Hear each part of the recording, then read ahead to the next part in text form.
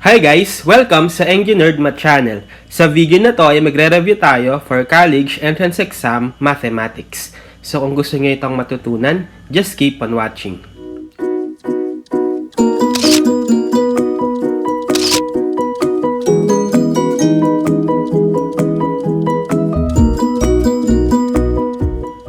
Okay, so this time ay magre-review ulit tayo for college entrance exam mathematics, which is part 10. So, applicable itong reviewer na to for math sa college entrance exam like UPCAT, PUPSET, ACET, DCAT, USTET, etc. So, aside sa series na to is meron din akong separate playlist ng different branches ng mathematics like algebra, geometry, analytic geometry, trigonometry, etc. na pwede nyo ring panoorin para sa more detailed explanation sa bawat topic doon sa bawat branch ng mathematics. So, link ko na lang yung playlist para ma-check nyo. So, magsasagot ulit tayo ng sets of questions. So, sa part 9 ay nagtapos tayo sa item number 90. Mag-start tayo sa item number 91. So, solve for G in R is equal to GS over G plus S. Okay, so solving for a variable in terms of the other. So, meron tayong given equation. R is equal to GS over G plus S. So, dapat ang nakasolve is itong G explicitly in terms of the other. So, manipulate natin. So, multiply muna natin both sides by the LCD na G plus S. Okay? Para makancel yung denominator. So, distribute sa magiging R times G plus S is equal to, distribute din sa right. So, cancel si G plus S, magiging G times S. And then, i-distribute ko tong R. So, RG plus RS is equal to GS. Ngayon, lahat ng may mga G na variable, isa-isolate ko. Pwedeng sa left or pwedeng sa right. So, ito na lang RG. I-isolate ko dito sa right. So, transpose. So, magiging RS is equal to GS minus RG. And then, if a-factor out ko tong G, so, RS is equal to G times S minus R. So, para ma-solve si G, divide natin both sides by S minus R. So, cancel. So, G now is equal to RS over S minus R. So, therefore, this is the final answer. G is RS over S minus R. Letter B. Okay. Next, we have solve for X in 6 quantity X plus 3 minus 4X plus 3 over 3 equals 5 times quantity X minus 2 plus 3 over 2. Okay, so solving linear equation lang for X. So, copy ko muna ulit. So, unang-una, dahil mapapansin natin na meron tayong mga denominators, so meron tayong 3 tsaka 2, para makancel yon is i-multiply natin both sides of the equation sa LCD nila. So, ano yung LCD ng 3 tsaka 2? Obviously, 6, right? Yung product lang nila. So, multiply both sides by 6. So, distribute si 6 sa left. So, magiging 6 times x plus 3 is 36 times x plus 3. Then, distribute dito sa 4x plus 3 over 3. Cancel si 3. Si 6 ay magiging 2. Then, multiply sa 4x plus 3. So, minus 2 times 4x plus 3. Then, dito rin sa right, distribute. So, 6 times 5 times x minus 2 is equal siya sa 30 times x minus 2 plus last dito sa 3 halves, makakancel natin si 2. Magiging 3 na lang si 6. So, 3 times 3 is 9. Okay? So, wala na tayong denominator. Pwede na tayong mag-simplify. So, distribute ko tong 36. 36x plus 36 times 3 is 108. Then, itong negative 2 distribute then. So, negative 2 times 4x is negative 8x. Negative 2 times 3 is negative 6 equals, distribute si 30. So, 30x minus 30 times 2 is 60 plus 9. So, combine similar terms. So, 36x minus 8x is 28x. And then, 108 minus 6 is positive 102 equals 30x. So, negative 60 plus 9 is negative 51. Then, isolate natin yung mga x sa constant. So, transpose ko na lang dito si 30x sa left. Then, itong 102, transpose ko dito sa right. So, magiging 28x minus 30x equals negative 51 minus 102. So, 28x minus 30x is negative 2x equals Negative 51 minus 102 is negative 153. Then divide both sides by negative 2. So cancel. X is equal to negative 153 over negative 2 or positive 153 over 2.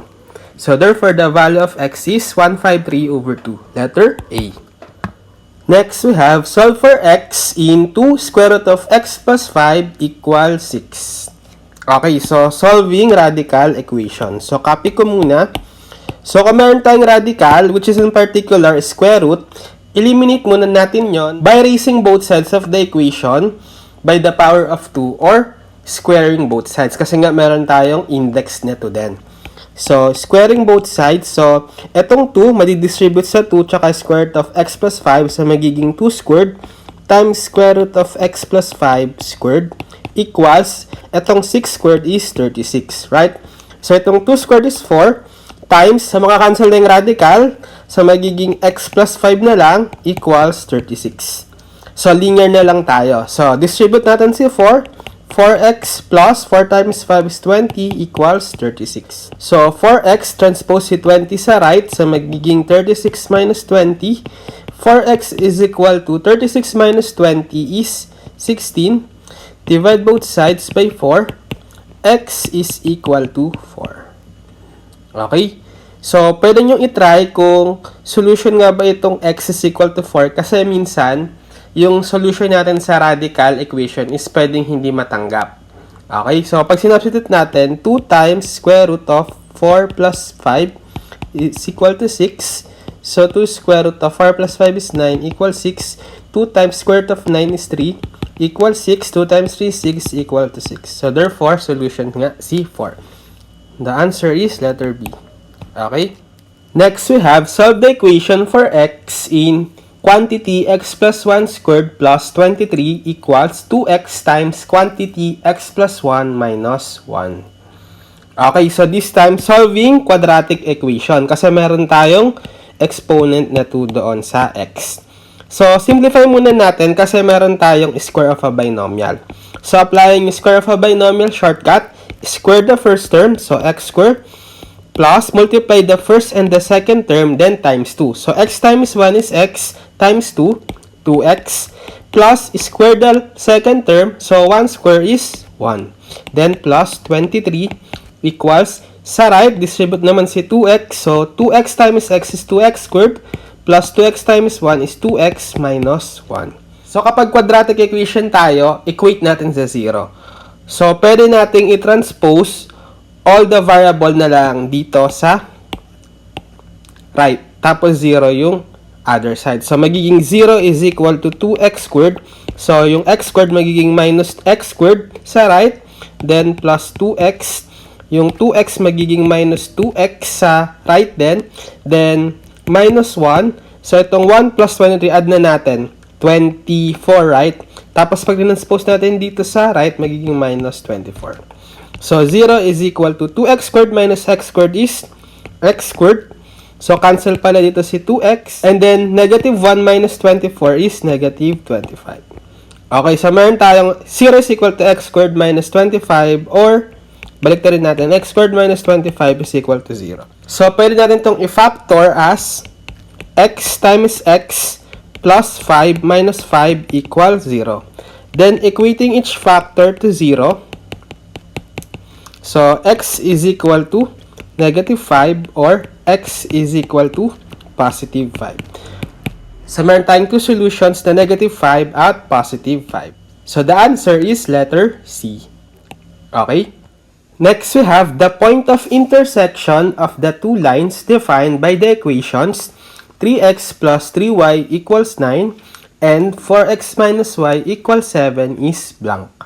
Okay, so ibig sabihin lang nito is kukuhain lang natin yung solution nitong system of equation ng dalawang equation ng line, right? Yung 3x plus 3y equals 9 and 4x minus y equals 7. Itong dalawa.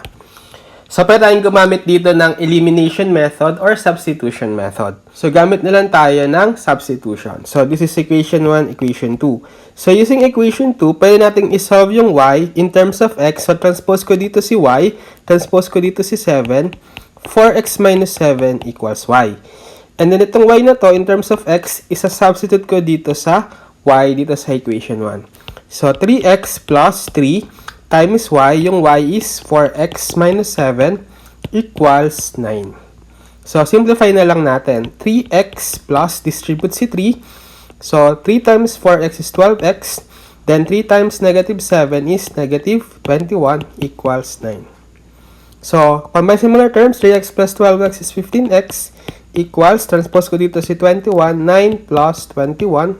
15x is equal to 9 plus 21 is 30. Divide both sides by 15. X is equal to 30 divided by 15 or 2. So, therefore, x is 2. Ngayon, para ma-solve si y, is isubstitute natin itong x na 2 dito sa representation nga na 4x minus 7. So, y is equal to 4 times x 2 minus 7. Y is equal to 4 times 2 is 8 minus 7. Y is equal to 8 minus 7 or 1. So, therefore, the solution is y is equal to 1 and x is equal to 2, or the coordinate x, y na 2, 1. So, the answer is letter B. Okay? Next, we have solve for x in 1 over x plus 1 plus 1 over x equals x plus 6 over 6x. Okay, so this time, meron naman tayong rational equation. So, ibig sabihin, meron tayong equation involving rational algebraic expression. So, meron tayong mga denominators na algebraic expression, right? So, para masolve itong equation na to for x is eliminate muna natin yung mga denominators. So, kuhain natin yung LCD ng mga denominators. So, meron tayong x plus 1, meron tayong x, meron tayong 6x. So, therefore, ang LCD nila is unique naman sila, right? Ito, nagkapareho. So, ika-count lang natin as x yung LCD nila. So, meron tayong LCD na x plus 1 times itong x and then itong 6. So, parang 6x times x plus 1 yung LCD. So, imamultiply ngayon natin tong LCD na to, both sides dito sa equation. Para ma-eliminate yung mga denominators. So, distribute natin dito. So, makakancel natin si x plus 1, right? So, matitira is 6x times 1. So, 6x plus, distribute din dito sa 1 over x. So, makakancel naman si x. So, matitira is 6 times x plus 1 times 1. So, 6 times x plus 1 equal. So, this time, dito rin sa right side. So, ma-eliminate naman natin mismo itong 6x. So, matitira is itong x plus 1 times x plus 6. So, x plus 1 times x plus 6.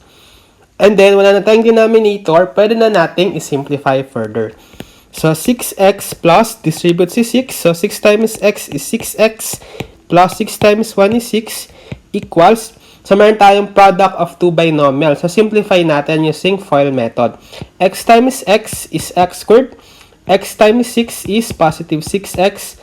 1 times x is x. Then, 1 times 6 is positive 6. Okay, so meron tayong quadratic kasi meron tayong x squared, right? So, simplify natin. 6x plus 6x is 12x plus 6 equals x squared plus combine similar term, 6x plus x is 7x plus 6. So, dahil quadratic tayo, tulad sa ginawa natin dun sa kanina, dapat naka-equate sa 0. Transpose na lang natin lahat dito sa right. So, magiging 0 na yung left equals x squared plus 7x. So, transpose 12 minus 12x plus 6. Transpose 6 minus 6. So, we have x squared. So, 7x minus 12x is negative 5x. And then, cancel itong 6. Equated to 0. So, pagbalik na rin ko, x squared minus 5x is equal to 0. So, factoring na lang. Factor out natin itong x. So, x times x minus 5 is equal to 0. Equating each factor to 0. So, x is equal to 0 and x minus 5 is equal to 0. So, one solution can be x is equal to 0 and the other is x is equal to 5. Pero, check natin kung pwede bang tanggapin na solution itong dalawa pareho. So, itong x is equal to 0, so solution natin na nakuha is x is equal to 0 or 5. So, kapag 0, mapapansin nyo dito sa equation natin, meron tayong 1 over x saka x plus 6 over 6x. Pag sinubstitute nyo yung 0, magiging undefined yung 1 over x, right? So, kapag ganon, hindi natin tatanggapin yon. So, therefore, hindi acceptable solution si 0. Si 5, so, obviously, hindi naman siya magpapa-undefined dito sa denominators, right? So, ito, 5 plus 1 is 6. Ito, 5. Ito, 6 times 5 is 30. So, wala tayong magiging undefined expression kapag x is 5. So, therefore, ang acceptable solution lang is 5. So, the answer is letter B. Okay? Next, we have solve for x in 2 raised to 2x minus 2 equals 1 over 64 raised to 3 plus x. Okay, so this time, meron tayong exponential equation. So, kapag meron tayong exponential equation, ang goal natin is, kapag meron tayong variables dun sa mga exponents ng dalawang sides ng equation, dapat pagparehuhin natin muna ng base. So, sa left, ang base is 2. Tapos, sa right, ang base is 1 over 64, right? So, isip tayong paraan para maging pareho sila. So, etong 1 over 64 sa right, pwede kasi siya natin gawin na 1 over, yung 64, pwede siyang maging exponential form with base to as 2 raised to the 6, right? Okay? So, pwede siyang 1 over 2 raised to the 6 raised to 3 plus x. So, mapapansin nyo, pwede nating pagparehuhing base as 2 itong dalawang side. Kaso, ito, 1 over 2 to the 6, right? Itaas lang natin itong 1 over 2 to the 6. So, magiging 2 raised to, itong 6 magiging negative 6, right? Kasi property yon na x raised to negative n is equal to 1 over x raised to n. Okay? So, equal tong 1 over 2 to the 6 sa 2 raised to negative 6. Then, nakamultiply pa dito sa 3 plus x. So, pareho na tayo ng base na 2. So, simplify pa natin ito kasi kailangan nating i-multiply pa itong 3 plus x sa negative 6. 2 raised to 2x minus 2 is equal to 2 raised to, so negative 6 times 3 plus x. So, kung meron tayong x raised to n, then naka-raise pa sa exponent m, equal yan sa x raised to nm, right? I-multiply natin tong n tsaka m. So, kaya multiply natin tong negative 6 saka 3 plus x. Okay, so pareho na silang base, yun yung goal natin initially, right? So, kapag same base na, pwede na nating i-equate yung mga exponents nila in terms of x. So, magiging 2x minus 2 is equal to negative 6 times 3 plus x. So, parang linear equation na lang tayo. So, simplify. 2x minus 2 is equal to, distribute si negative 6. Negative 6 times 3 is negative 18. Then, negative 6 times x is negative 6x. So, transpose ko dito si negative 6x, transpose ko dito si negative 2. Magiging 2x plus 6x is equal to negative 18 plus 2. So, 2x plus 6x is 8x equals negative 18 plus 2 is negative 16. Dividing both sides by 8. X is equal to negative 16 divided by 8 is negative 2. Okay, so the answer is negative 2. The answer is letter D. Okay? Next, we have find the value of x in logarithm of 3x plus 5 base 5 equals 3. Okay, so meron tayong logarithmic equation. So kapag meron tayong logarithmic equation, pwede muna natin itong i-convert into exponential equation. So, paano? Kasi kung meron tayong logarithmic expression or equation like y is equal to logarithm of x base b, pwede natin yung i-transform into exponential equation as itong base b, siya yung base ng ating exponential equation, and then itong y, siya yung exponent ng base, equal dito sa power na x. Okay, so gawin ngayon natin itong form na to dito. So, meron tayong logarithm of 3x plus 5 base 5 equals 3. So, yung base natin is 5, and then yung exponent natin nung 5 is itong 3 equal dito sa power na 3x plus 5. Okay, so parang naging ano tayo, linear equation. So, simplify natin itong 5 to the third, 125 equals 3x plus 5. So, transpose si 5, 125 minus 5 is equal to 3x. 125 minus 5 is 120 equals 3x. Divide both sides by 3. x is 120 divided by 3 is 40. So, therefore, x is 40. Okay, the answer is letter C. Next, we have the value of x in the determinant of x7, 3, 2 equals 3 is blank. Okay, so meron tayong equation na nag-i-involve ng determinants.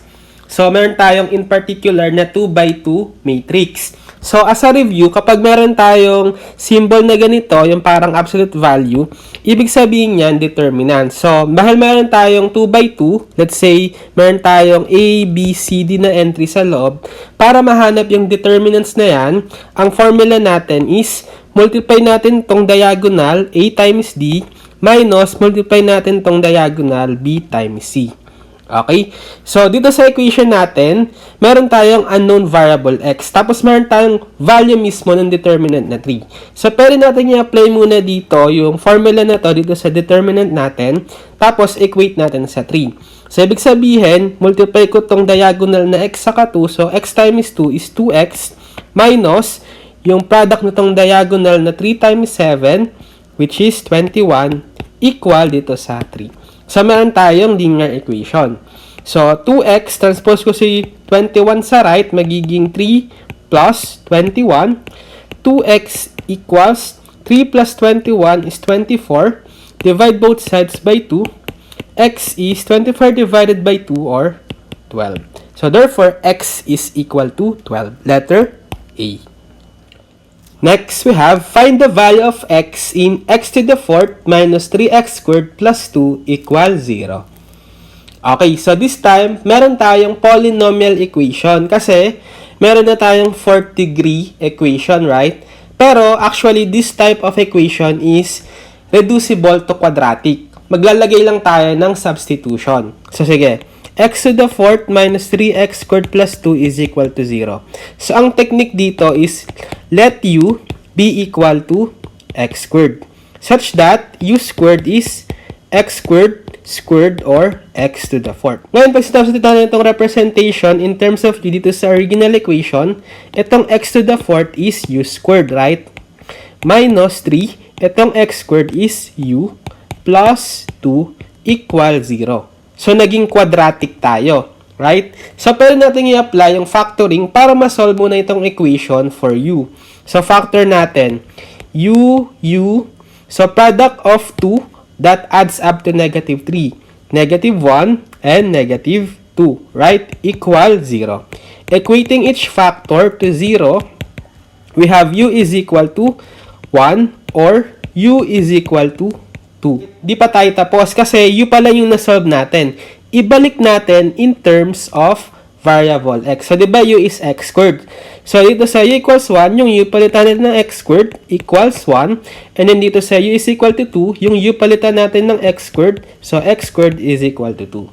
Then, ito yung pinaka-isa-solve natin.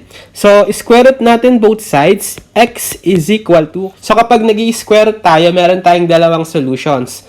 Plus, minus yung square root nitong 1, which is 1 pa rin, right? Then, dito rin, sa x squared equals 2, square root both sides, x is equal to plus minus square root of 2 rin.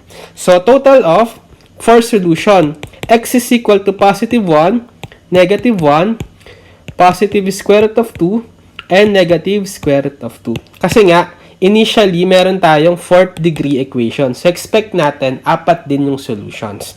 So, the answer is letter D. Okay? Okay, so I think that's it for this video. College Entrance Exam Review Mathematics Part 10. So, abangan nyo na lang yung next upload ko for College Entrance Exam Review Mathematics, which is Part 11. So, sana ay may natutunan kayo sa video na to at maraming salamat sa panonood.